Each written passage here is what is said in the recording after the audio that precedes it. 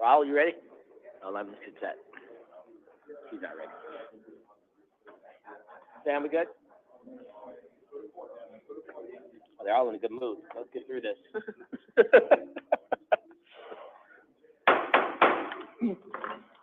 I'd like to call the meeting of the board to order. Will the secretary please call the roll?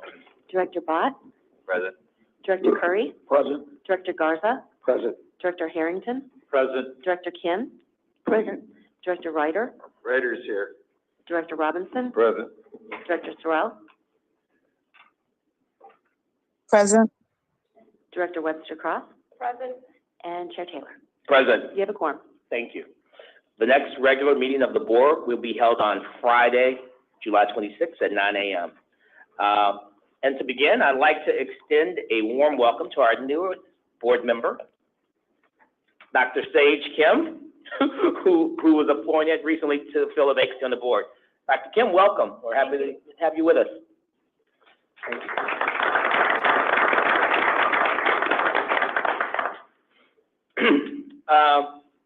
Also, I'd like to entertain a motion to allow Director Sorrell to remotely participate in this meeting as a voting member. Do I have a motion? So moved. Second. Thank you. The motion has been made and seconded. Is there any discussion on the motion? All in favor? Aye. Aye. Thank you. The ayes have it. The motion carries. The first item today is my report, which will be taken out of order. We're going to begin today with recognizing the very sad and unexpected passing of our board vice chair, the Honorable Dr. Dennis Deere. Dennis was a stalwart friend and colleague. As you know, he was a passionate health advocate and a loving and cherished husband and father. We'll formally present a resolution to recognize him at the July 26th board meeting, so we'll have his family present there as well. But let's begin here. I'd like to have a moment of silence for our respected friend and colleague, Dr. Dennis Deere.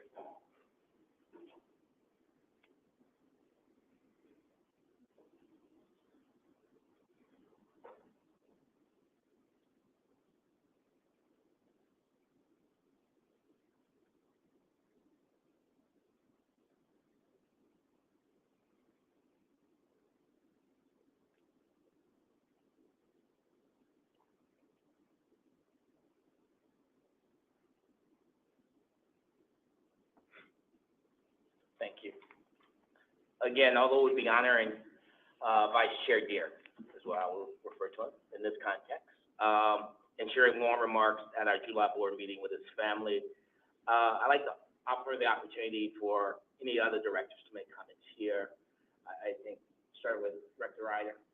Yeah, so, and I'll have more to say when Dennis's family is here, at the end of next month for our next meeting, but I'd be remiss not to talk about my very good friend Dennis. When he became Cook County Commissioner in 2017, I became president of the CFL in 2018, but I met Dennis obviously prior to becoming president, and as he picked up the reins of the second district, and I, on an off chance that I ran into him, I randomly invited him to go to an event with me, like within a day of us having one of our first substantive conversations, and it was one of the most pleasurable experiences for my wife and myself. Dennis and I think, on our service on this board, when he came over to come vice chair after Jerry Butler, he was, we became allies on the board. He also literally is probably the reason why I got to serve my second term on this board. you know, so many different things that we had in common, you know, both being, you know, coming from the same generation. If anybody saw young pictures of Dennis that he would post on social media, he was always quite the lively person. He was a comic book collector. He could make conversation with anyone, and to the person, no one could say that even as an advocate that Dennis Deere was nothing but a friendly gentleman. Even when I would get, you know, I would push Dennis, you know, his response was when I was getting a little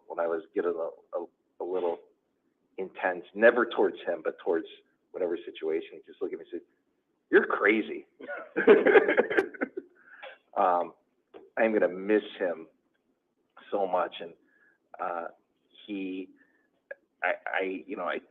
Dennis's intermittent absence from this board over the course of the last year and a half, you know, he was such a private person that when it initially happened, and even this last round, I think people didn't understand the health challenges that he was encountering, because he was just, he did not take it in a way that he wanted to burden anyone else, and he always had a positive outlook. As I went through my own health realignment, you know, he'd comment on Facebook about my posts about health and fitness. You know, health is the first wealth and food is medicine, things that we've all heard him say over the course of the last several years. So I just, you know, I will continue to serve this board for both the people I represent, but also in Dennis's memory here on this great institution. So, and I will continue to also say Deerisms.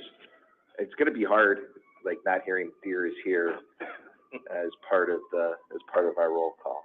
So. Any of the directors? Yeah, I'll speak on my relationship with Director Deere. I actually met him before I became a director, and it was really interesting that he reached out to Congressman Davis because he wanted to attend the African Festival of the Arts, which some of you know of, and I was chairman of the board for a number of years, so Congressman Davis gave me his number, and so he called me and said I wanted to come, I wanted to bring my family. So I got credentials for him, and he came, and subsequent to that, he came every year. He would call me, and that's how we knew each other. He would come. But the difference was, at that time, I was in Washington Park. I was always in shorts and a T-shirt. And when I was nominated aboard, I found out that Commissioner Deere had nominated me. And the first time he saw, he didn't recognize me because I didn't look like I did in the park. And so we developed a better relationship moving forward, and a lot of respect for one another.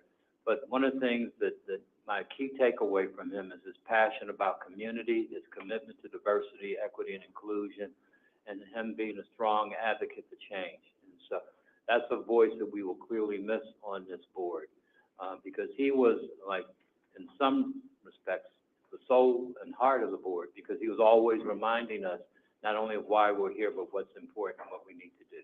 So he will be missed.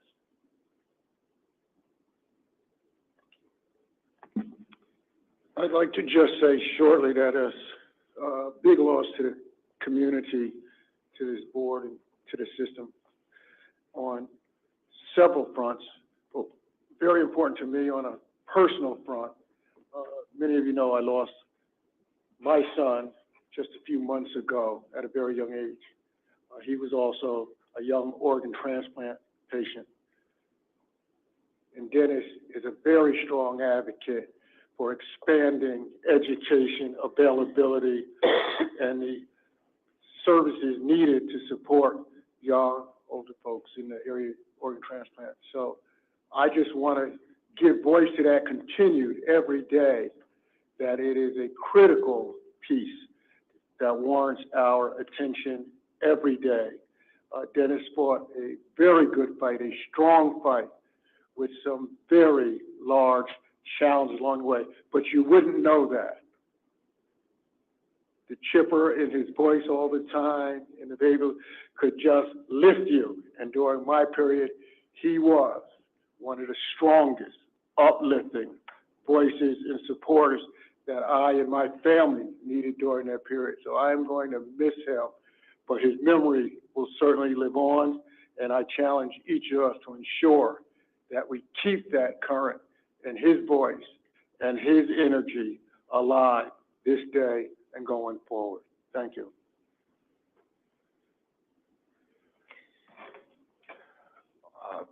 Although I only got to know Dr. Dennis Deere for a very short time, he left a lasting impression. I think his brilliant smile and deep soul and his spirit, and to Director Curry's comments about his commitment to DEI and community health was just so important and so present. It made a difference for so many people, and for people on this board and in this organization. And so I will do my best to carry forward his legacy, his commitment to DEI and community health, and for the people of Cook County. And we all can do that each and every day. And so I'm just grateful for his contributions and the opportunity to have met him. It was an honor, and we'll miss him. Thank you. I met him before becoming a director, and I met him because of a small business, and he was a strong advocate for small and medium-sized business to be included, and that will be missed, to be able to make sure that we're able to include people in our community, to make sure that that dollar does turn over inside of Cook County, inside of Latino communities, inside of Black and brown communities. And he was a very strong advocate for that, and for that, he'll be greatly missed, and I will hope that we will continue to do that, as well as for women. He was a strong advocate across the board for all people who are not traditionally included.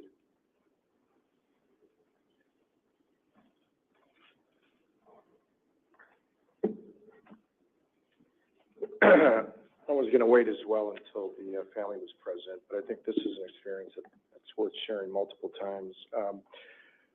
So I met Commissioner Deere about 7 years ago, just in the course of her work, and I mean, what a individual. I'll fast forward to 3 years ago when my father died during the COVID pandemic as a result of that, and my mom really needed closure, and she couldn't get a service like most people couldn't, because parishes and religious institutions were being cautious as they should have been. But this was important to her, and I went to Dennis and I asked him if he could help.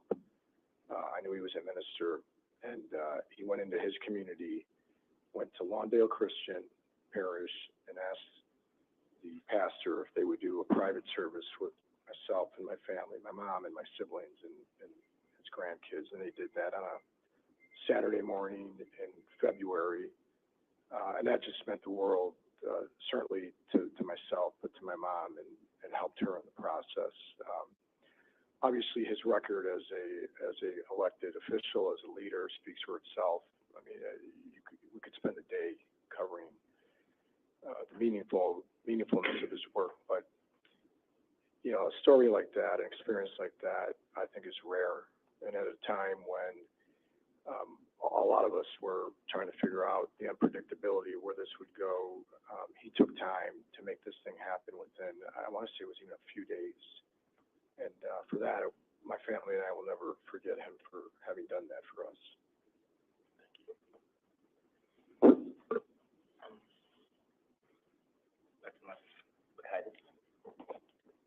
Thank you, Chair Taylor. I think as we've heard a few times now, this is a major loss to the county and especially to the health system. You know, Commissioner Deere served with steadfast leadership and was a true champion of health equity. And I know we'll continue to see his impact in the health system through his work in behavioral health, through Food is Medicine, through the Providence Scholarship. You know, we'll take his life's work as a source of inspiration as we move forward. And I just want to thank you, Chair Taylor, for giving us a moment to remember him, and I look forward to doing that more fully next month when his family's here. Thank you, Dr. Bacaitis. I think Mr. Chair, it just strikes me that, as everyone made their comments, that, you know, I think all of us view, Dennis not as a colleague or fellow board member, as an elected official.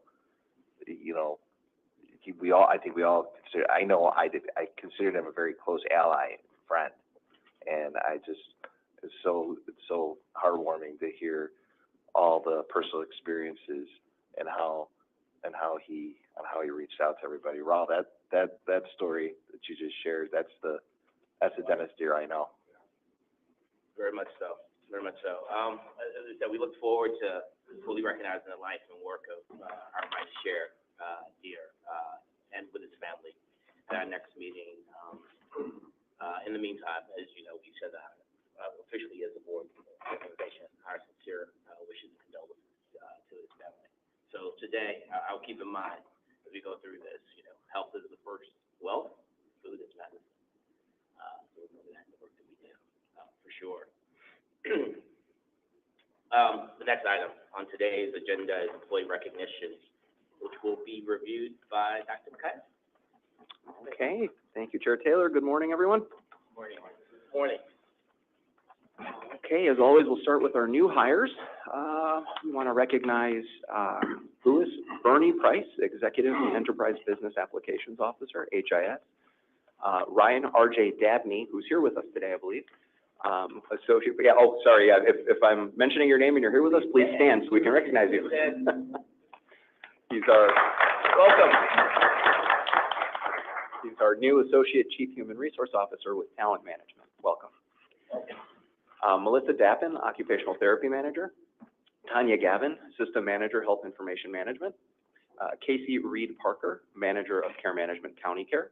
And Paula Dillon, Manager of Value-Based Products, County Care. And we'll move to our promotions next. So here's our team members in the last month who've earned promotions. We'll start with Sean Conran, Chair of Division of Adult Outpatient Psychiatry. Francis Manoska, Chair of Division of Cytopathology.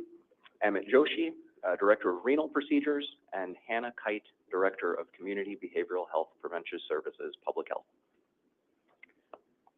Right, we'll move to recognitions. First, we want to share that earlier this month, June 10th, we had our meeting around Stronger Together and awarded $44 million in grants to 53 organizations. It was a wonderful event.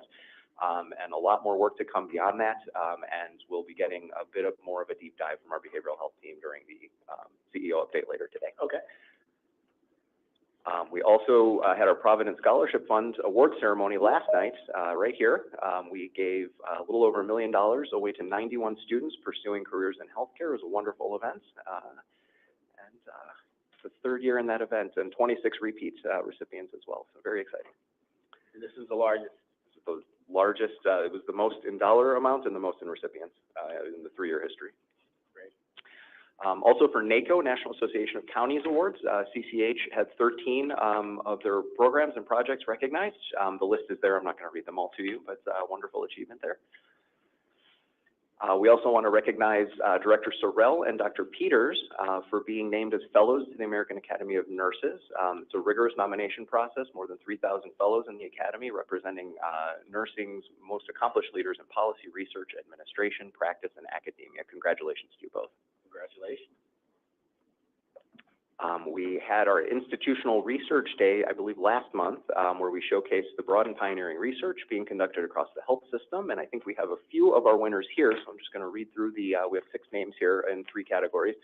The Outstanding Platform Award went to Edwin Guira Tamati and Stanton Nielsen. Outstanding Session A for poster awards, we had Rohan Gajar and Lakshman Molpuri. And Session B poster awards, we had Manoj Kumar and Nana Iya Ampawa. Congratulations. Well done. Well done.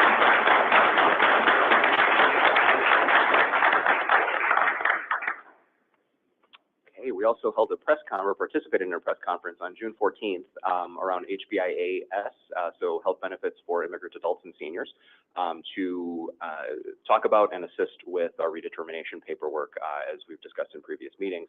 The entire group was put through redetermination in the last month. Their paperwork is due by July 15th, so a massive effort to try to make sure we're keeping people covered. We also launched Walk with a Doc in the last month. This is a community engagement series of events. The first one was held at Providence, associated with the Men's Health Fair. Great event, and we've had two more in follow-up, one with Commissioner Moore's Juneteenth event at Dan Ryan Woods, and then one up north, Elk Grove Village, with Commissioner Morrison. They seem to be well received, and again, a really great opportunity for our docs to get out, teach a little bit to the community, and then do a little bit of physical activity with the participants.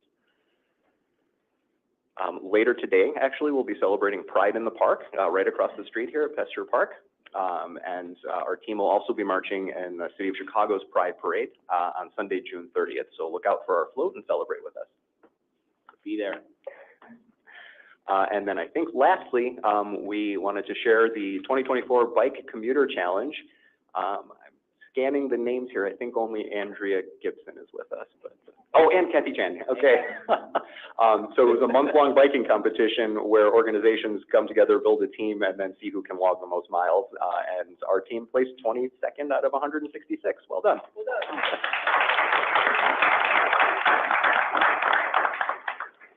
I think that concludes the first section of the report. Well, thanks. A lot of very, very positive updates from you, so thank you and congratulations, to those from the research, promotion, even the bike challenge. We walk, we bike. Amazing. Chair Taylor, Yes, sir. just to your point, I wanted to call out, the recognition NACO for food insecurity for Medicaid members is, again, an impact of Commissioner Deere being felt. Very much so, very much so. Yes, you're exactly right. Very much so. Next item is public testimony. As a reminder, okay, Director Long, soliloquy here. As a reminder, written testimony will not be read into the record, but will be included in the official record of this meeting and posted to the website. Madam Secretary, do we have any speakers who have registered to provide in-person or virtual oral testimony or submitted written testimony? We did not receive any registrations nor any written testimony submitted. Thank you. That's a change. Next on the agenda are board and committee reports. The minutes of the May 31st board meeting are presented for your approval. Are there any corrections or revisions needed to be made to the minutes? Hearing none, I'd like to entertain a motion to approve item 4A, the board meeting minutes of the May 31st, 2024 meeting. So moved. Second. Thank you. The motion has been made and seconded. Is there any discussion? Hearing none. All in favor? Aye. All opposed? Thank you. The ayes have it. The motion carries. Next, Director Ryder will review the Finance Committee meeting minutes. Thank you, Mr. Chairman. Finance Committee met on Friday, June 14th at 1 p.m. The next meeting of the committee will be held on Thursday, July 18th at 10 a.m. The committee considered the following action items, which are included in the minutes. We conditionally approved 34 contracts and procurement items, numbers 6, 7, 12, 15, 21, 22, 23, 25, 29, 30, 31, and 32 are pending review by contract compliance. On the screen, you'll see the contractual requests from the Finance Committee meeting whose fiscal impacts are greater than $1 million, which are highlighted for your information. We also received and filed grant award related items. The committee received the following reports, which are also included in the minutes. Our MBE WBE report, a report of one emergency purchase, report of the April 2024 financials, the quarterly update on the VIA contract. We had requests during the meeting, during a review of item 6A, a quarterly update on the VIA contract. The request was made for the administration to provide figures on where we're at relative to nurse attrition and filling nursing positions prior to the June 28th board meeting, and it was requested that Dr. Peters and Ms. Permaval provide a supplemental report at the next finance meeting in July. If there are no questions, the minutes are being presented for the board's approval at this time. Thank you. I'd like to entertain a motion to approve item 4B, the June 14th Finance Committee meeting minutes, which contain the following action items: approval of the contracts and procurement items, and receiving and filing of grant award-related items. So moved. Thank you. The motion has been made and seconded. Is there any discussion on the motion? All in favor? Aye. All opposed? Thank you. The ayes have it. The motion carries. Chair Taylor, can you please record me as voting present on request number 4 under the contracts and procurement items contained within items 4B on June 14th Finance Committee minutes? Madam Secretary? Yes, that will be recorded. And for the record, Chair Taylor, there was a request made at Finance that, it came in shortly before the meeting started. It is reflected on the screen. Director Ryder requested some information on nursing and HR numbers. I have printouts of it. I don't know if you want me to just include this as part of the record and move on, or if Director Ryder wanted to mention anything about it. No, we'll just circulate it. I think that was the. Okay. Yes, please include. Chair. Director Bott? Yes. Chair Taylor, please record me as voting present on, request number 15, contract number H22-25058. I think it's, for the Finance Committee minutes, 4B. Perfect. Madam Secretary, please support. So noted. Thank you. Thank you.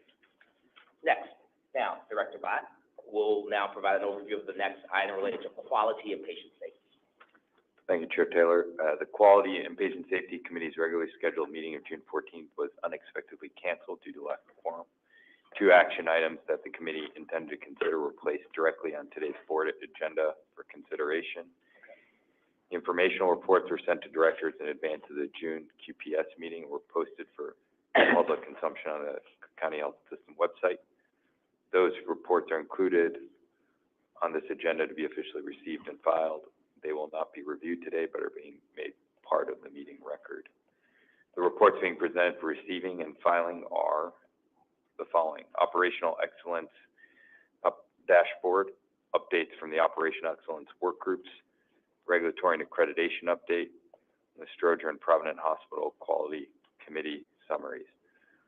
The next meeting of the committee is Thursday, July 18th at 11:30 a.m. If there are no other questions, they're being presented for the board's receiving, filing at this time. All right. Thank you. I'd like to entertain a motion to receive and file the June information reports relating to the Quality and Patient Safety Committee. So moved. Second. Thank you. The motion has been made and seconded. Is there any discussion on the motion? Hearing none. All in favor? Aye. All opposed? The ayes have it. The motion carries.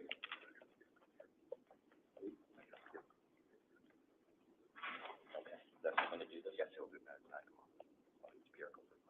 Okay. Thank you.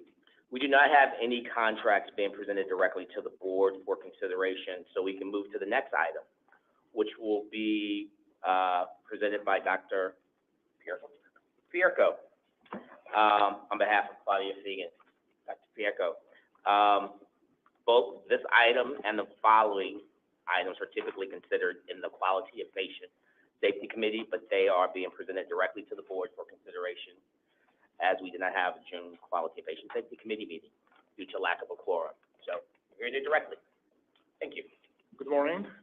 Good morning. Good morning. I'm Dr. Christoph Fierka, Associate Chair of the Department of Medicine, and on behalf of Dr. Fegan, I will be presenting appointment and reappointment of the divisional chairs of Stroger Hospital Department. So first, I would like to start with initial appointment of Dr. Frances Manoska. Dr. Frances Manoska is being appointed for the chair of the Division of Cytopathology. She received her medical education at St. Louis University in Baguio City, Philippines. After obtaining her MD title, she completed combined anatomic pathology, clinical pathology residency program at Rush University, followed by cytopathology fellowship at the National Institute of Health, National Cancer Institute, Bethesda. She's board certified in both anatomic pathology and clinical pathology and cytopathology. She joined Cook County Health in 2006 as staff pathologist, and 17 years later, after the retirement of her predecessor, she got appointed as chair of the Division of Cytopathology on June 3rd, 2024. She's a member of Surgical Function Review Committee, Medical Records Committee, and previous member of the Executive Medical Staff Committee. She's also a clinical assistant professor of the University of Illinois College of Medicine and supervises and teaches UIC surgical pathology residents during rotation at Cook County Health. She's a member of the College of American Pathology and American Society of Cytopathology. So I respectfully request approval of her candidacy. I also would like to respectfully request reappointment of the following 6 chairs of the divisions. I would like to start with Dr. Erin Farlow, who is current chair of the Division of Vascular Surgery. I would like to request for reappointment of Dr. Mahal Lev, who is the chair of the Division of Neonatology since October 2022. Dr. Zara Nahid, chair of the Division of Pediatric Cardiology since 2007. Dr. Isaac Pencil, who is the chair of the Division of Hospital Medicine since 2020. Dr. Kyungran Shim, who is the chair of the Division of Preventive Medicine. And Dr. Augustine Manadan, who is the chair of the Division of Rheumatology since 2009. This concludes my request. Are there any questions? Thank you.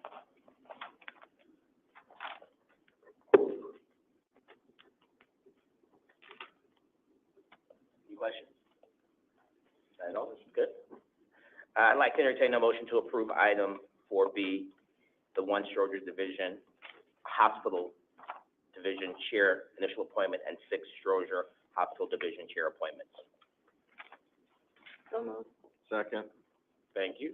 Motion is made and seconded. Is there any discussion on the motion? If not, no questions. All in favor? Aye. All opposed? The ayes have it. The motion carries. Thank you. Thank you. Thank you very much. The next item is the medical staff credentialing matters. These are being presented by Dr. Akintoran, Stroger EMS President, and Dr. Paul Allegretti, Providence MEC President. Or is it just you? Okay. Thank you. Chair Pillow, the record of the Credentials Committee, report of the Credentials Committee as presented to the EMS is being presented to you for consideration. That was adopted the last EMS meeting of June 11th, I believe. And if there are any questions, I will be happy to answer them. These are in your packet, directors, page 53 through 59. Appointments. Dr. Akintoran, I think it's easy, no questions. Thank you. So given that, I'd like to entertain a motion to approve item 5C, the proposed Stroger Hospital and Providence Hospital medical staff appointments, reappointments, and changes. So moved. Second. Thank you. The motion has been made and seconded. Is there any discussion on the motion? Hearing none. All in favor? Aye. All opposed? Thank you, Dr. Sherrill. The ayes have it. The motion carries. The next item is a report from interim CEO, Dr. Eric Makaitis. All right. Over to you.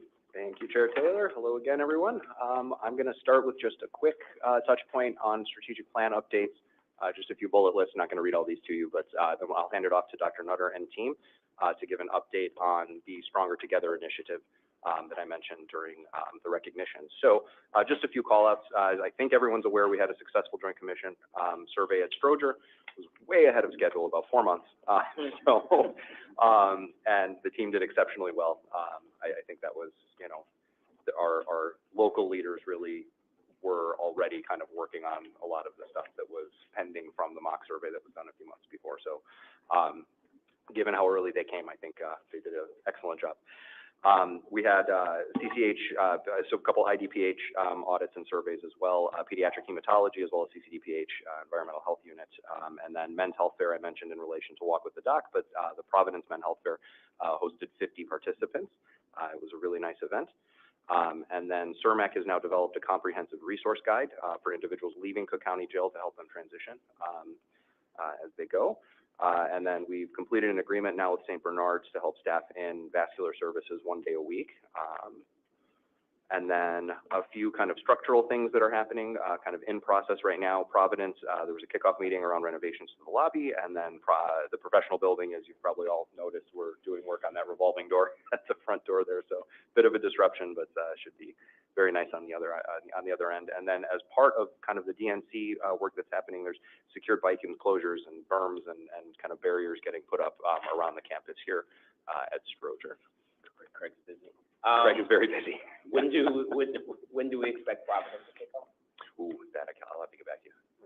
The lobby, Providence, Craig? Yes, great. Kickoff date? Oh, great, yeah, I'm sorry. Can you?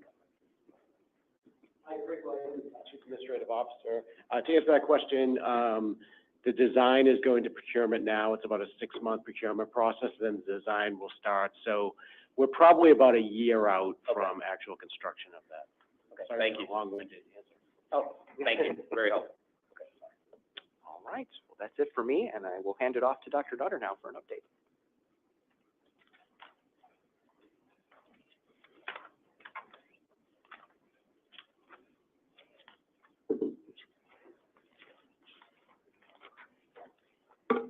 Good morning. Tom Nutter, Chief Behavioral Health Officer for Cook County Health, and I'm joined this morning by my colleague Jennifer Brothers, who is Executive Director of the Impact Fund and of Community Services for CCH. Thank you for this opportunity to present on the ARPA-funded Stronger Together, Building a More Equitable Behavioral Health System for Cook County grant-making process, for which the awards were issued a couple of weeks ago, as was announced previously in this meeting. Want to also say thank you to this board for your support that made this opportunity possible in the first place. We are deeply grateful for your efforts and support. You should have all already received the more extensive version of the slide deck with 70+ slides and information on each of the 53 awardee organizations. You'll be happy to know we are not going to be going through each of those 53 organizations and 70+ slides this morning, but do want to focus on the process of the grant making. As mentioned here, the purpose of these grants, as stated in the application and in the request for proposals, is to address behavioral health inequities across the region's systems of care through increased systems alignment, enhanced system quality, and the expansion of access to early intervention and prevention, treatment, support, recovery, and crisis assessment and care, which is quite a mouthful, but important mission. The announcement of the open call was made on March the 6th, and there was a 6-week timeline for organizations to apply. 324 organizations applied for the grants. The process was preceded by the Behavioral Health Summit in February, which provided some momentum and I think generated significant interest in the process. Also like to point out that part of optimal stewardship of these grants obviously is to ensure that every dollar is used most effectively and in the areas where most needed. But another aspect of that stewardship has to do with ARPA funding, ARPA deadlines, so that all subcontracts and basically all I's need to be dotted and all T's crossed by the end of the fiscal year. So we need to make sure that obviously no funds are wasted based on anything procedural. Next slide, please. So a number of steps were taken to assure equity in the process. In particular, steps were made to ensure that organizations that had strong grant-making apparatus would not be at an unfair advantage. To ensure fairness, 2 informational sessions and 6 capacity-building workshops were held on developing a successful grant application, program design, and monitoring and evaluation. These sessions were well attended. There were over 100 attendees in many of them. All the questions asked were recorded in frequently asked questions, and those questions were recorded. I think there were 30-some pages of questions by the time the process was wrapping up. The applications themselves were streamlined to diminish administrative burden. For example, letters of recommendation were not required, economic disclosures were not required, CVs and resumes were not required. In order to assure that communities of highest need were awarded, and in order to have a quantitative way of looking at that, the social vulnerability index used by the CDC was used in the scoring rubric. Faith-based organizations, FQHCs, community health centers, community-based organizations, and educational agencies were all eligible to apply, but for-profit organizations were prohibited from applying. Next slide, please. There's a lot on this slide, but I'd just like to point out a couple of things. The first is that there were 2 funding tracks. One was up to $1 million, and the second was up to $500,000. And each organization applying was asked to identify which strategies they were going to be focusing upon. These strategies, which are listed on the left side here, were those developed for the summit and in conjunction with our advisory partners for the summit. That includes prevention and early intervention for youth and families, early intervention for adults and older adults, treatment, recovery, and support for youth and families, treatment, recovery, and support for older adults, and then crisis services. Next slide, please. So as you can imagine, this was a pretty heavy lift to review 324 applications. So we want to say particular thanks to the 60 or so folks who volunteered their time to review those applications so that each application could have 3 independent reviewers. A templated rubric was used, and that rubric assessed commitment to DEI, organizational capacity, alignment with application priorities, the program proposal, feasibility, work plan, and budget. And as mentioned before, additional points were added for communities for applications serving communities of high social vulnerability. I would also like to add that the way that was done was quantified in such a way that an organization couldn't just be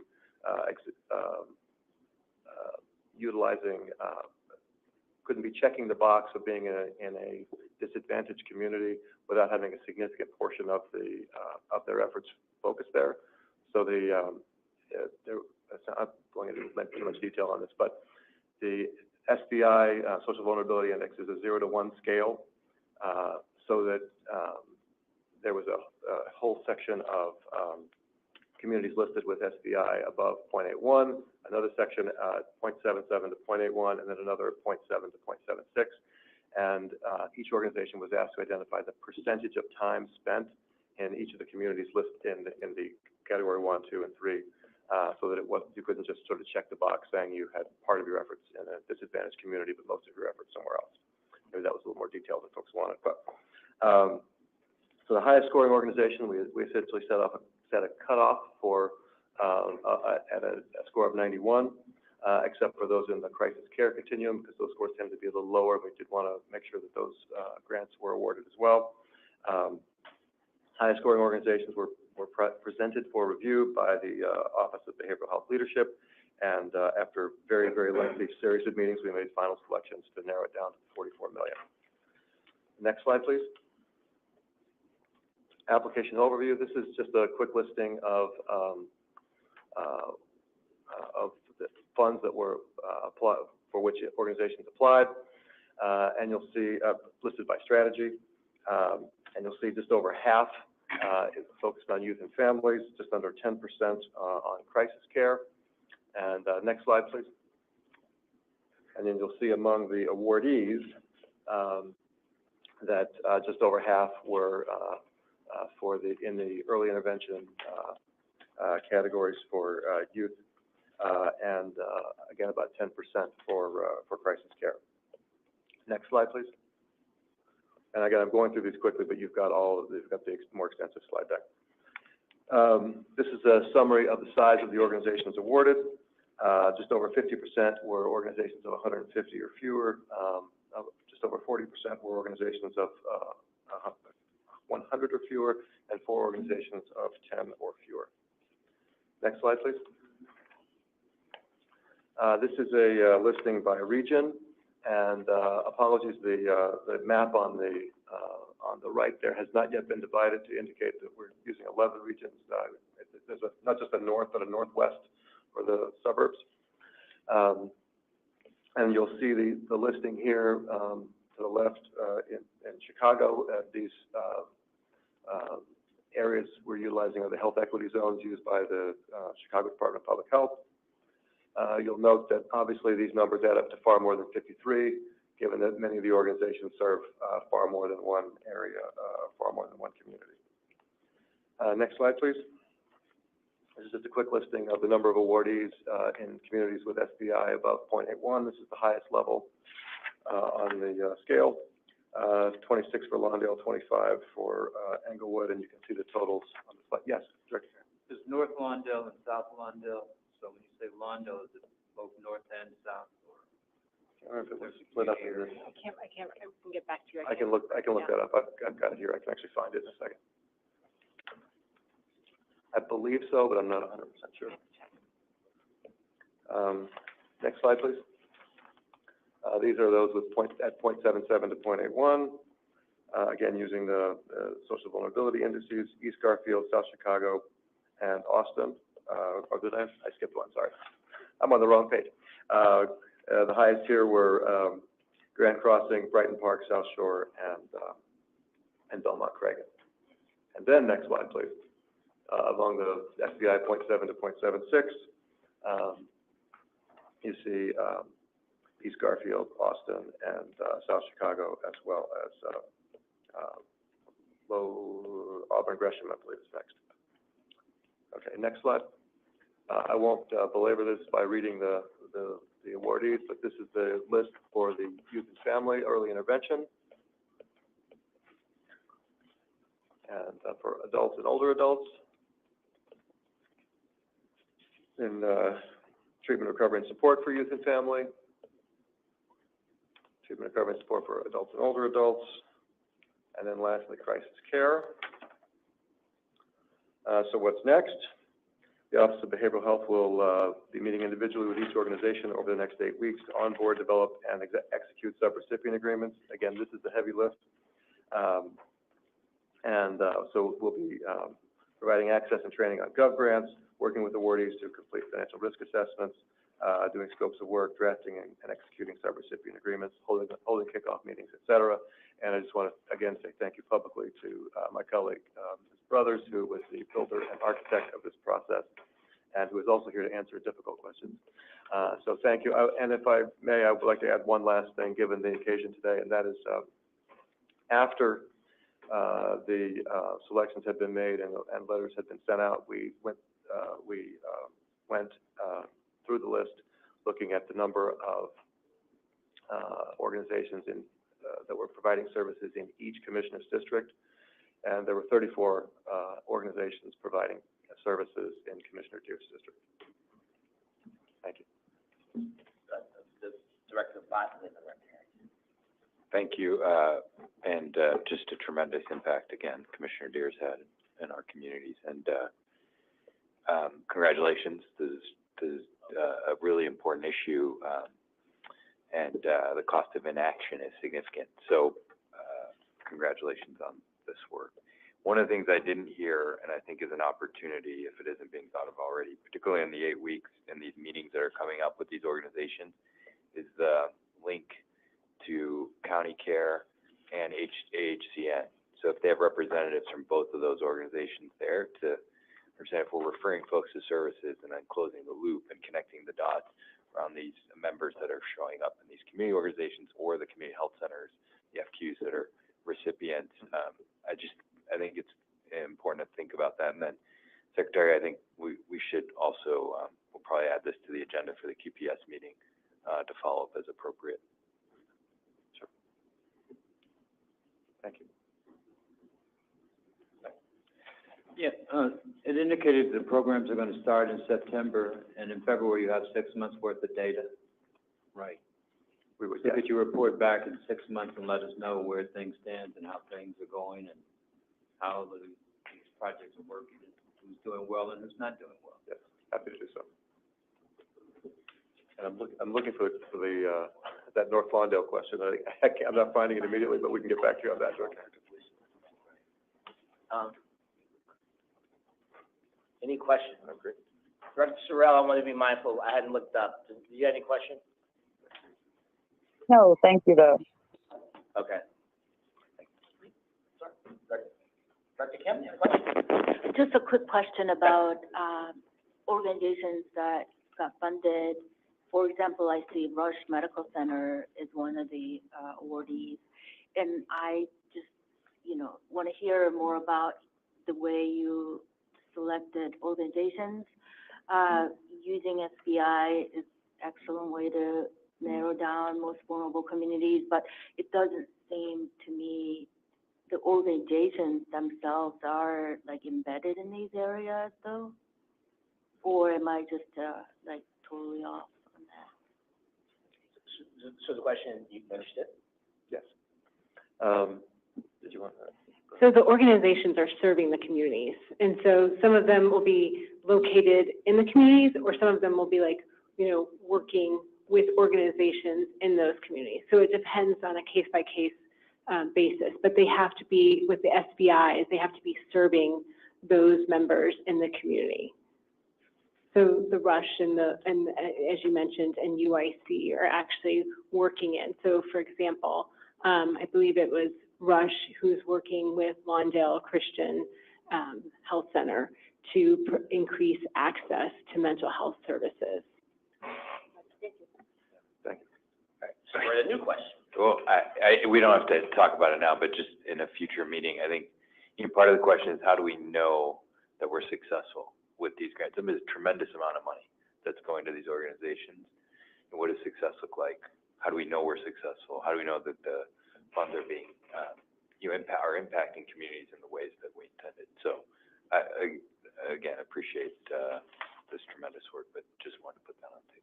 Thank you. One of the things that I'm most excited about is the chance not only to, for us to partner with these organizations, come alongside and provide some guidance, but, also to learn from those organizations. And we have as part of our team, folks who will be not only developing the quality metrics that are used for the reporting here, but quality metrics in general for these organizations, so that not only can we have the data that we need, but they can begin, in some cases, most of them have quality metrics already, but to begin to develop those internally as well. Thank you, Dr. Nutter, and to the team. Yeah, do you want to add anything? I would just say, yeah, so we're planning on really working alongside our partners to develop process indicators, outcome measures, and impact. And so we'll have both quantitative and qualitative to kind of really make sure and demonstrate. And then our team will be working with organizations and meeting with them on a regular basis to ensure successful implementation of the projects. Here's a question. I'm just curious, when you have the different types of, No, it's good. No, yeah, I was smiling because 3 questions came up at the same time. oh, okay. Okay, I'm just curious with the behavioral health. What type? Are we talking about eating disorders? Are we talking about gun? What are we talking about? Broad array of interventions. I don't know if there's much specific to eating disorders, but the 53 different awardees and the areas of focus were different across. But in general, I'd say there was a lot of screening, a lot of prevention, and a lot of direct care for behavioral health issues. Okay, I guess my question is going more toward what Director Bott says as far as connecting the dots. Because if we have these different organizations out there doing something, how are they being connected to Aunt Martha's? How are they being connected to the different organizations that actually been doing this for a very long time? And if you can get that continuous help, we actually might be able to move the needle. Yeah, I think that speaks to the need to have a behavioral health strategic plan throughout Cook County, which is a process that we're working on and hoping to have, released by December of this year, so that we can all be, working from the same sheet of music. At the same time, working on similar processes internally to better integrate services we're providing with the community as well. I know that's not a complete answer to your question, but, I think it's the same. And I think the then- and then- exciting, oh, go ahead. Go ahead. And then I would add that we're also, we have a lot of exciting, initiatives coming down the plan, but we're building regional, advisory work groups so that, where the magic happens is, yes, we are going to be working individually with these organizations, but we're also have plans underway to make sure that we can connect all of our stakeholders in the different regions and the different communities together so that they know about one another, so there is that connection, so there is that alignment and that collaboration. And in fact, we have meetings underway with CCDPH, JAC, and CDPH to connect all of their awardees and grants together to, ensure that there's that collaboration, that there's that understanding and connection to one another. I would add that we're going to plan on continuing those regional meetings going forward. So Okay. not just as a part of the strategic planning process. But again, this goes over to Director Harrington's question about measurement, because if we don't measure it, then all we're doing is just spending money. right. And So, we've been spending money for decades. yeah, so if I can kind of add, beyond what Jennifer just, talked about in terms of kind of the broader coordination and collaboration, the exciting thing about this is that it's going to put Cook County Health kind of in the middle as the convener with all of this. Concurrently, all the work in value-based care, the great work that County Care is doing, all of that, you bring in care coordination, kind of the restructure that's happening right now internally on CCH beyond the health plan service and care coordination. The output measures as we move more kind of significantly into the value-based care space, we're going to be able to look at utilization rates, who's coming in for, inpatient behavioral health admissions, who's, utilizing the ED for those types of diagnoses. We'll be able to start kind of really digging into those things and then looking at where in that kind of network that we're creating right now through their work that they're doing, kind of where potentially are there some gaps that we might be able to tighten up a little. That sounds great, but, to dig a little deeper on this is because this is a really big problem that we have, and I think this goes back to when we saw a lot of the mental health organizations close, when we had a certain, I think Ron, when he shut down the whole city, and that created a lot of chaos. And so my question is, do we have an opportunity to try and right the ship? And if we don't set up the right measurements, because looking at who goes into ER, that gives us one calculation. But it doesn't tell the person who doesn't go in, and they're just creating chaos. So, but if we have people who are actually meeting with those individuals and we can put them in the right segments where they belong, then we can say, what did the individual A, B, C, D, E, how did they move? Because we have to get that granular if we're gonna change the problem. If not, again, we can all do an academic exercise, but that's not gonna move the needle. Yeah, no, absolutely agree. I think right now it's building that ABCD. We're creating that kind of network right now. That's the work that's happening. And I would add, getting the granularity of data that you're talking about is one of the problems that we're facing. And I think the push for quality metrics and making sure there's coordination of care across agencies and across regions, that's the purpose of our office that was created. So we're excited about the task in front of us, and we know that's a daunting one, and we know for exactly the reasons that you're specifying that there are challenges, but that's part and parcel of the function of our office. Something about order of Director Harrington, and then Dr. Kemp, and then Dr. Stitt, Director Curry. Yeah, and I'll try to be brief, but I may not be. One thing I want to get back to the issue of data. Data doesn't tell you anything. What you do with the data is how you analyze the data, is how you present the data. That's the important thing, because we have a lot of data already, and there are a lot of things we still don't know. But you did talk about metrics, and I assumed that you had metrics to begin with to analyze the program, and in 6 months you'll be presenting those metrics.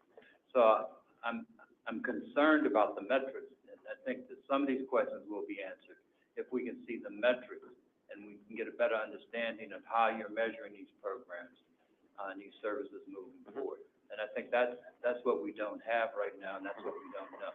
But once you provide us with the metrics, we'll have a better idea of what data you'll be collecting, and maybe there could be some brief discussion of what the analysis is going to be. The other thing, since there are a number of organizations already been funded, there may be opportunities for them to subcontract with other organizations to provide services or things that they cannot. Is that correct? So the money could go further in the community, than one agency just getting a large sum of money and doing a project. They may bring in other groups and organizations. So I'll stop there before I get to my final point. So just to comment on that, so some organizations are just working by themselves, you know, they're standing up their program, and others do have, they are partnering with other organizations in their communities to do the work. So we have a mixture of programs. Yeah, and the last is really not a question, but a request. Behavioral health and mental health are two different things. And we use the words interchangeably, but I don't know if people actually know the difference between behavioral health and mental health. Because sometimes they think that one is just one and the other, they get them blurred. So could you clarify and actually distinguish what is behavioral health, what is mental health? Well, to be blunt, I typically use them interchangeably because there's so much confusion. We're calling it behavioral health. And in part, Also mental health. well, I mean, I'm Chief Behavioral Health Officer here. I was Chief Mental Health Officer in my previous job. And I think it largely, in terms of the public discussion of that topic, and you're welcome, you have a public health perspective on this, but there are certainly communities in which behavioral health is considered much more stigmatizing, and other communities in which mental health is considered more stigmatizing. So our stance is typically to use whichever is least stigmatizing in order to have the most impact. You know, behavioral health tends to involve actions and behaviors and mental conditions, but typically, as we talk about them in the public space, our office has been using them interchangeably. Did you want to say any more about that from a public health, as a public health person? I mean, I think that you see, with, again, like to piggyback after Dr. Nutter, you see the stigma that's sometimes associated with mental health, and sometimes we look at behavioral health as more of like the umbrella, right, that can kind of have, encompass all. And I think that our office is really looking at that behavioral health continuum. You know, our mission has, said that we want to build a more equitable behavioral health system for all, from early intervention and prevention to treatment support, recovery, crisis care, and even the wraparound services, and looking at those social determinants of health that we know impact one's health and well-being. Thank you. And just one additional comment on the metrics. I think that we are going to be facing a challenge in terms of having 53 different organizations and a common set of metrics. So I think there's going to be a lot of individualizing those for each agency. So there may be some challenges as we present this in terms of how granular we get, and we'll happy to take your lead on that. We did add to our the positions in our office specifically an individual to work in quality, specifically as with the agencies in the community that are being awarded these grants.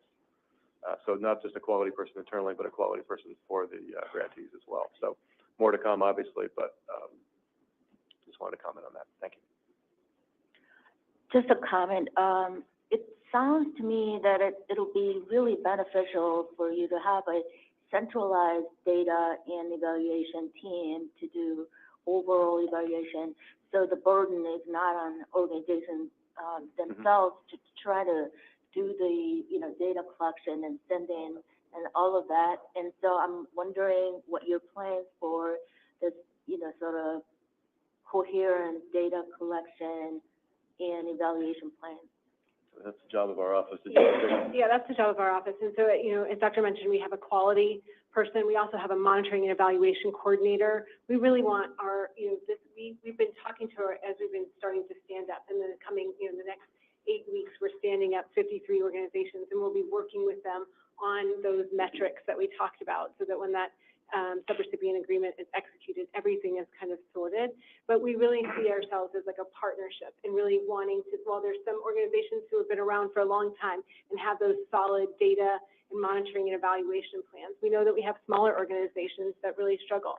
And we want our this partnership for these organizations to benefit by, us providing that technical assistance so that they're stronger having partnered with us, not just because of the funding that we give them, but their organization infrastructure is stronger in the long run. So we'll be working very closely with them to decrease that burden and to strengthen their internal infrastructure. Right. Thank you. Director Curry?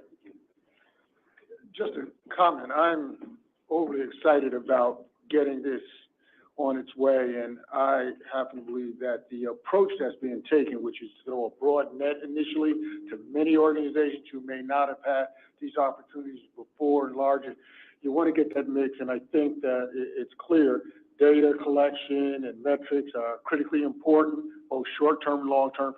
So down the road, 4 months, 6 months, or whenever the appropriate time is, we'll take a look at what we have. I think there'll be a natural separation out there, or certainly recommendations for improvement and changes that can be made midstream. But I just wanted to put a record, I think this is absolutely, it's gotten a lot of discussion out in the communities. I've received a lot of feedback. The optics are very positive, and so whatever we as a board can do to continue the momentum that we've garnered here will certainly be on board. I agree 100%. I mean, you took my comments as a great opportunity for us. And it's amazing. I mean, look, if you haven't seen this, I mean, for those who've been around, I mean, we are taking a lead in an opportunity, and we're exercising the muscle, and and over time we'll continue to learn and build that muscle. So thank you. Thank you. Thank you. All right. Thank you both. That concludes the CEO report. Well, thank you. Appreciate it. There's always good discussion here. The next item is a review of the Human Resources Committee metrics by Carrie Promovoke, followed by, did I say Erin Galena?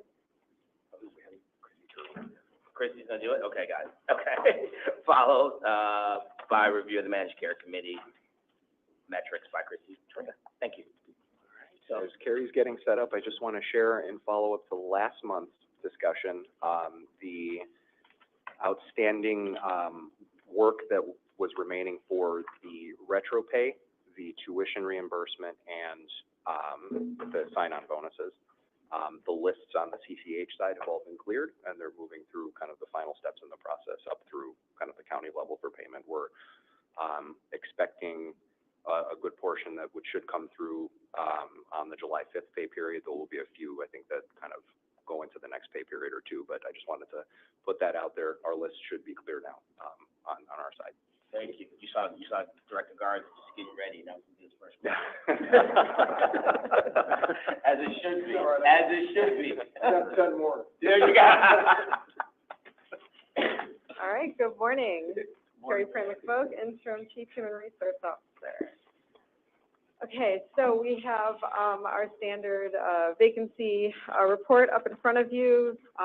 We are done with second quarter and entering or in the beginning of the third quarter right now, but as of the end of the second quarter, which was May 31st, we had 1,800 plus vacancies in the organization, and 1,435 of them were being worked by the recruitment team.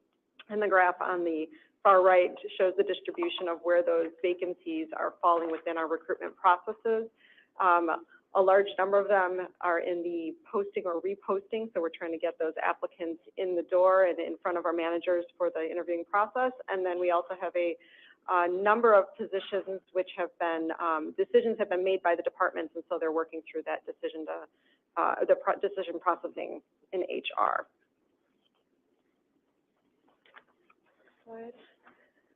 To date, or not to date, actually, as of May 31st, we've filled 589 of our positions.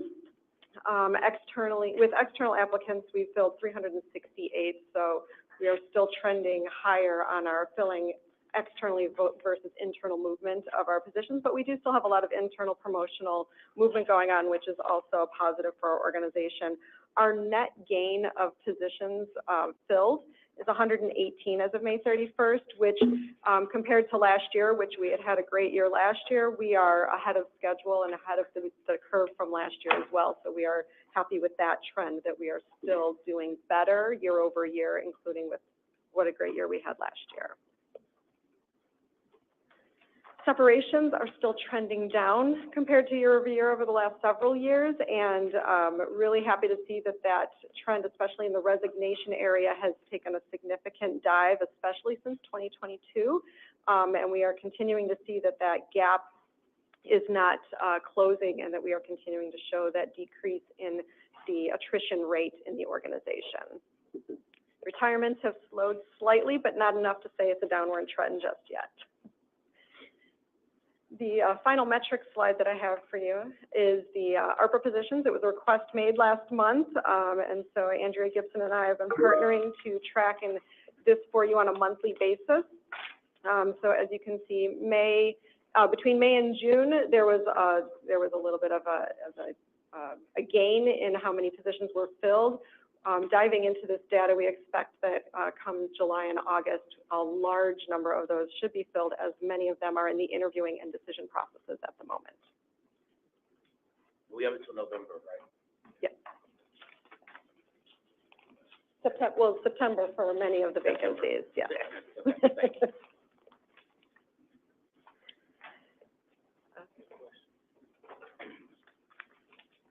Accelerated nurse hiring. So some updates on where we are with our nurse hiring. And I know Debbie had briefly shown our current state of attrition versus hiring for nurses that we had put together at the request of at the Finance Committee a few weeks ago. But this is our standard metric where we show we've had over 564 offers as of the end of May, with a 57% acceptance rate. As I had indicated last month, we had at the end of April, beginning of May, a slight hiatus on some of our nurse hiring due to a position elimination that had been going on. That has since resolved, and so we are going to be seeing these numbers pick up over the next few months. And in fact, when I report next month, in June, we did have much more offers accepted and start dates happening in the next coming orientation periods. The decline rate is 40%. During the last Human Resource Committee meeting, we went through the details of what those declines were about, and many of them coming from people are applying to multiple positions, and so they can only accept one of the many that they have been selected for. And so that data is included in that decline rate as well. So we are going to be filtering that even further over the next couple of months for the next committee report, and do another update at that point in time in August. So clarifying. Sure. Question, actually, sorry. That applying for multiple positions within our organization. Within our organization, exactly. So a nurse who may be qualified for multiple areas is applying to multiple areas and has been selected for multiple areas, but she can only choose one. So. Thank you. Okay. Next slide. I also wanted to talk a little bit about our hiring fair success that we've seen. And we've gone through the first half of the fiscal year, and we've been holding monthly hiring fairs for various positions. We've held 12 since the beginning of December, and we've had 111 offers go out, 86 of them accepted, and 83 of those were external. So we did have a couple of internal candidates that decided to try to get a jump on their positions and showed up at the hiring fairs, but most of them are the external hires, which is the target audience for our hiring fairs. We have a 77% acceptance rate at this point, 23% decline rate. So as you can see, our hiring fair decline rate is much lower than our other hiring processes, and so we're going to try and capitalize on that. And continue not only our hiring fairs month over month, but we are working on how to even improve those even more so that we can filter more of our positions into the hiring fair processes. Can I ask a question? Sure. I'm looking at the 57% on the previous slide, and I'm looking at the 77% on the current slide. Mm-hmm. My question is, this 57% is dealing with accelerated nursing hiring. How does the nursing hiring fit into the hiring fairs? Because I would imagine that could be two different processes. They are. So accelerated, the slide before on just the accelerated nurse hiring, that is actually encompassing all of our nursing recruitment efforts, which are in multiple types of processes. And then hiring fairs are one of the ways we do utilize to try to fill those nursing vacancies. Okay, thank you. Mm-hmm. And that is the end of my report. Thank you. And I have a question, please. Yes. You had mentioned the trends and what you were working on to increase the nursing percentages acceptance rates, because certainly those are lower than what we're seeing at the health fair. What types of activities have you been doing to try to increase that acceptance rate in the nursing hires? Because I know that's one area not only that we'll have potential attrition and retirees from, but ongoing disparities in the number of hired. So we've been working with Bina Peters' team, her nursing team, to try targeted community fairs in advance of our hiring fairs, where we've got a couple of those planned over the summer. And we are actually working on developing it won't happen immediately through the summer because of the planning that will go into it, but we are working with the nursing team to hold a fair here as well to advertise, but not actually do the processes. So more of just coming positions, what we believe will be available, the areas where we know to target more futuristically. And then that way we're getting that promotional out there ahead of time to try to increase and drive those people to those fairs when we are hosting them. So that is one of the tactics that we are pursuing at the moment to try to drive the hiring fair attendance rates, because we do know when we get attendance at those fairs, we do have a good turnaround on our acceptance rates as well. Exactly. I think also potentially, are you doing specific promotions at the nursing schools or where CNA schools and training is happening? That way we can actually get folks immediately after graduation, because that's some anxiety for potentially graduating students where they may work first. And that may also improve our acceptance rates for those graduates. That is part of the planning, is the education cycle to try to target those much more specifically. So the end of every year, so in the spring, holding more broad hiring fairs for multiple different types of nursing positions. Same thing with as you enter the end of fall, early winter, because that's the time frame when people seem to be looking for jobs who will be graduating or have just recently graduated. So we are looking at those time frames and targeting the types of hiring fairs with the types of positions we're doing at those times as well.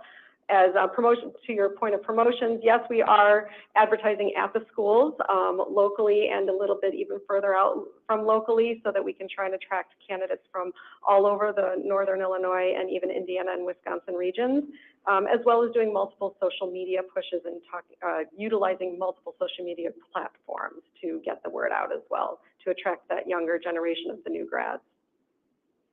Thank you so much. I know those retirement numbers are continuing to be worrisome, so we want to make sure we're staying proactive on that. Appreciate the information. Absolutely. Where's the current need? If we look on the nursing hierarchy, so we got the 1 to 5 year, then we got say 5 year to 11 year, and then above. Where's the need? Has it changed? The years of experience for the candidates that we need to see coming in. I don't know exactly that information off the top of my head. We would have to get back to that.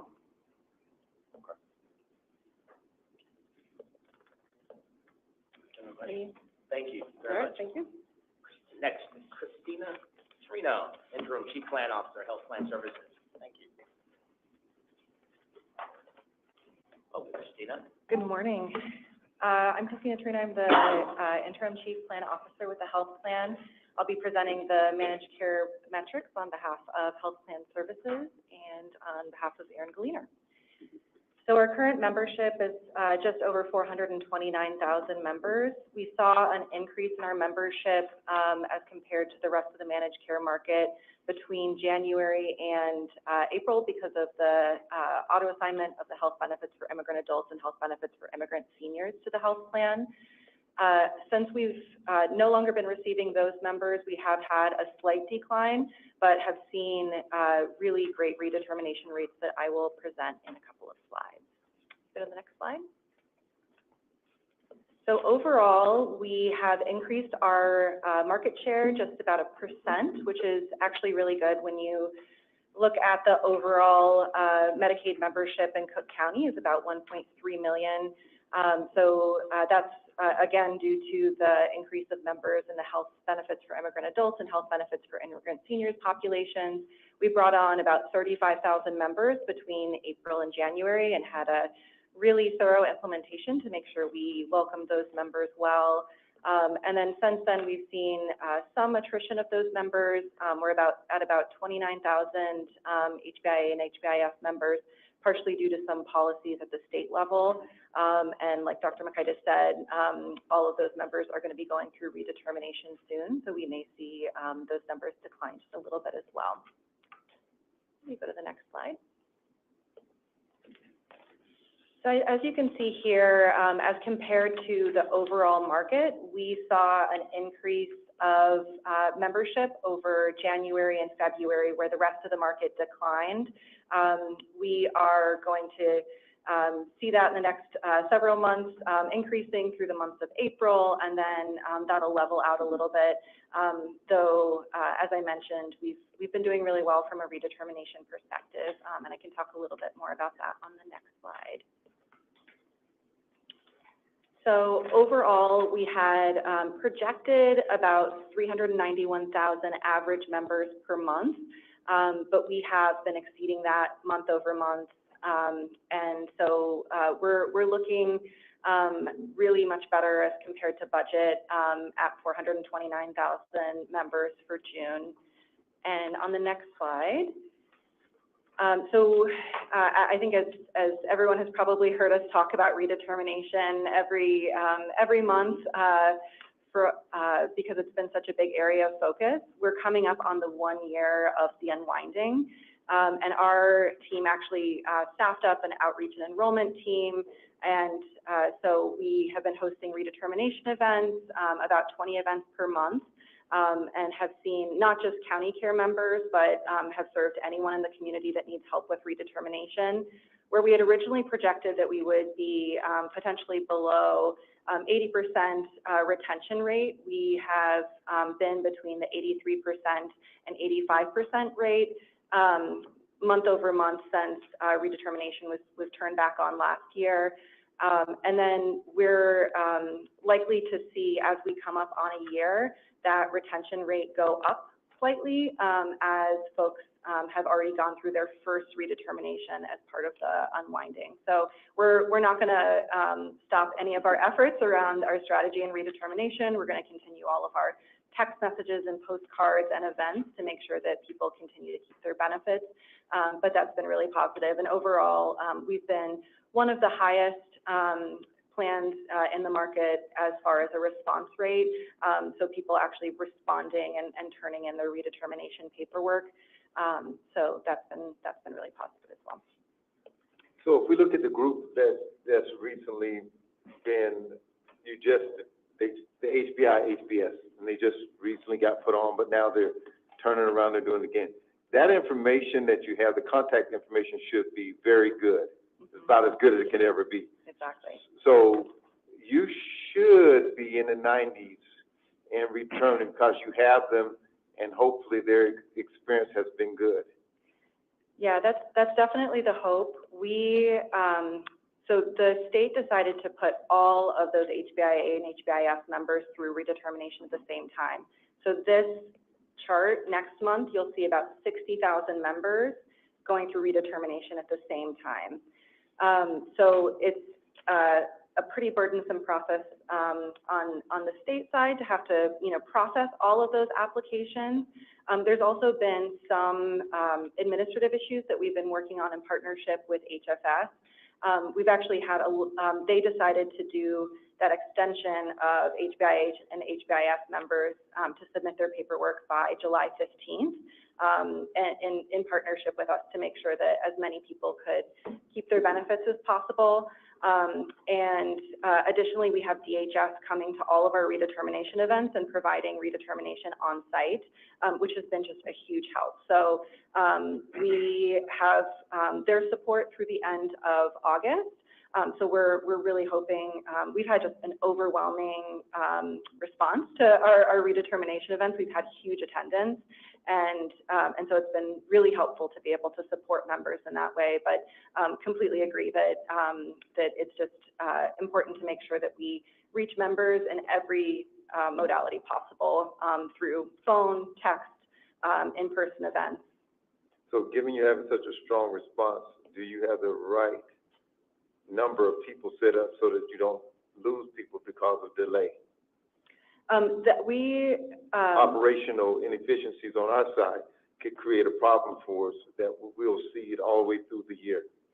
yeah, that's an important concern. I think when we first started having kind of those overwhelming attendance at our events, that's when we reached out to our partners at HFS and at DHS requesting that additional support, and they were responsive to that.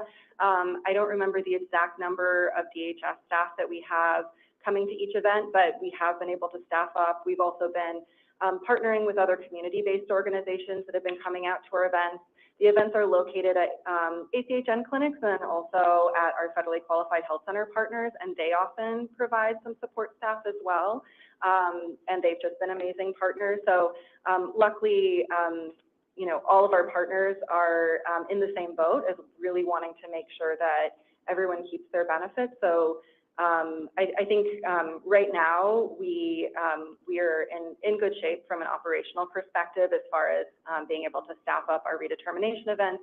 And then the other things like text message, postcard, those scale with the number of members. So from a capacity perspective, don't have any concerns on those fronts.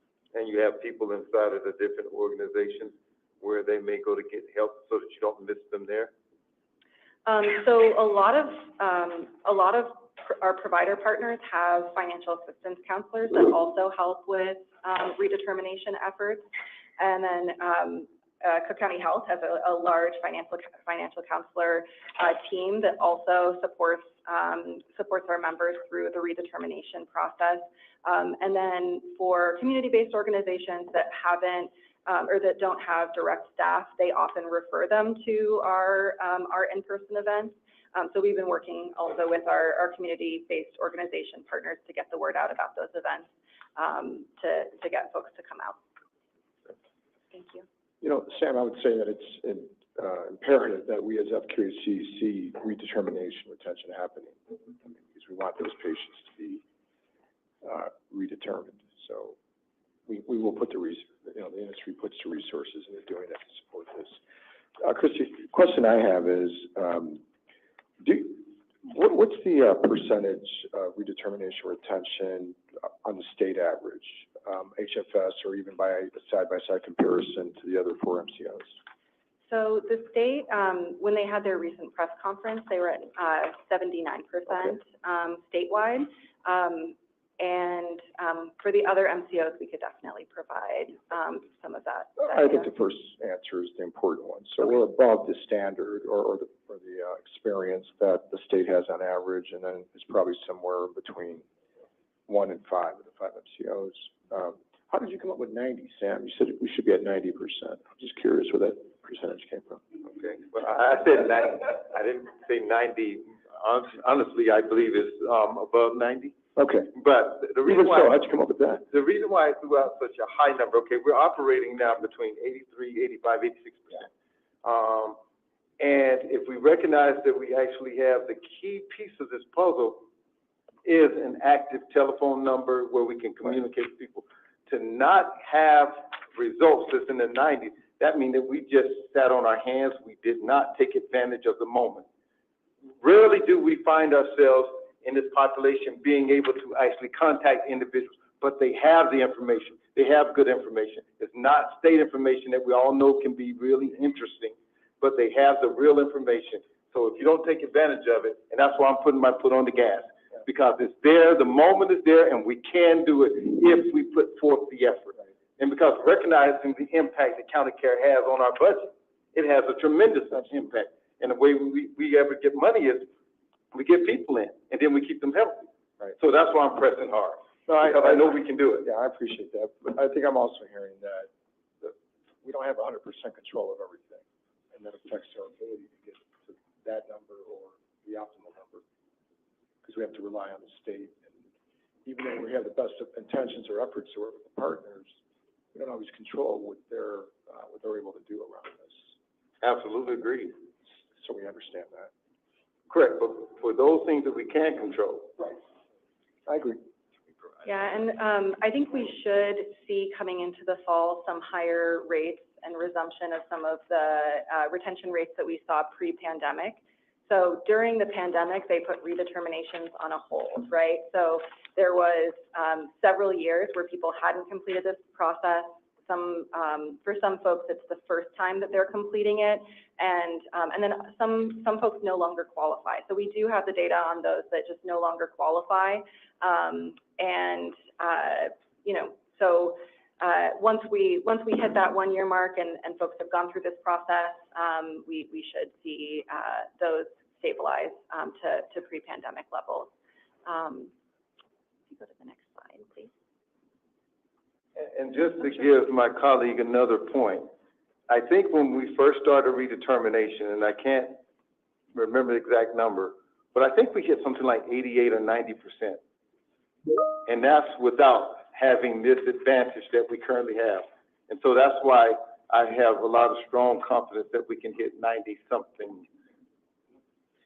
And I'm definitely hoping that we return there to those pre-pandemic levels. The first month where we'll be up to a year will be August, and then we'll be reporting out on those later in the fall. So we would love that as well, definitely. Any other questions about redetermination? Do we provide incentives for partners around redetermination?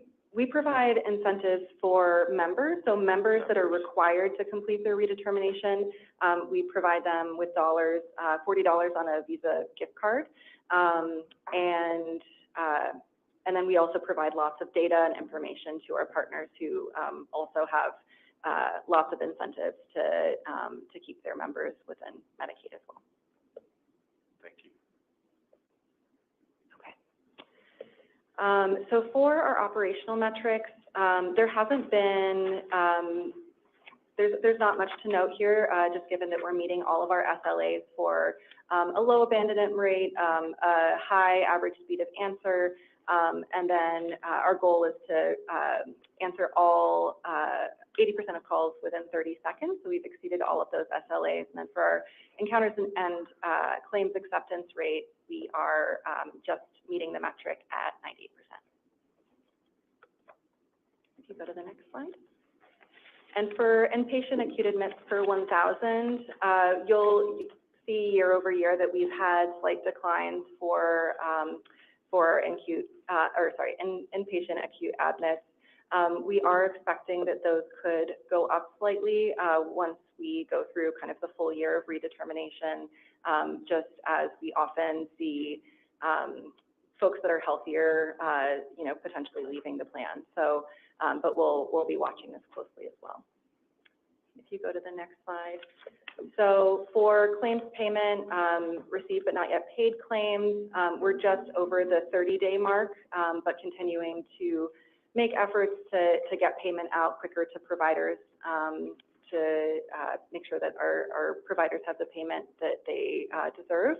And if you go to the next slide, there's the detail there that you'll see that there is,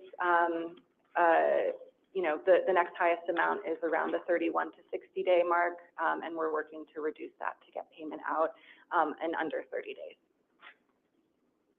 And that's my full report. Any questions? And I want to add something. Yeah, I was curious as Director Robinson. Look, it was reported that Illinois and Maine had the two highest redetermination rates among all 50 states in the Medicaid redetermination. So I think that's very encouraging. It will continue to move to an aspirational of 90, but currently Illinois and Maine are tracking the highest with redetermination. So I just thought I'd share that. Okay, I think I need to say something. Okay. I think if we look at the record, I have applauded the county care for doing exceptionally well every time. My statements are, I think we have a very good opportunity here that we don't typically have. And I want us to take full advantage of it. And I know that the, organizations, the FQHCs are doing a fantastic job in partnering in this way. So nothing that I said, please allow it to be taken as I was throwing shade or making any type of sly remarks, because I wasn't. I am simply trying to encourage us to do better. Because I think the opportunity is here. The opportunity doesn't always come, but I think we really have it in this, with this particular group, given the data that we have. I have to get down in the data a lot, and I understand just how important that telephone number really is, and we actually have it now. And we have the infrastructure in place, and we should not take our foot off the gas. We should press it harder. Director Robinson, I'm not sure we understand how you feel.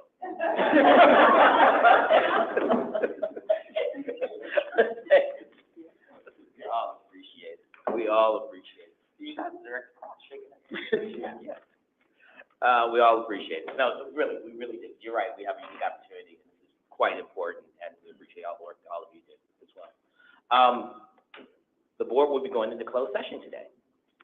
Action is not expected to be taken in open session after the closed session discussion. Therefore, I'd like to entertain a motion to go into a closed meeting pursuant to the following exceptions to the Open Meetings Act. 5 ILCS 120-2C 1, 2, 11, 12, and 17. So moved. Second. Thank you. The motion has been made and seconded. This requires a roll call vote. Madam Secretary, please call the roll on the motion. Roll call vote on the motion to go into closed session. Aye or nay? Director Bott? Aye. Director Curry? Aye. Director Garza? Aye. Director Harrington? Aye. Director Kim? Aye. Director Ryder? Aye. Director Robinson? Aye. Director Sorrell?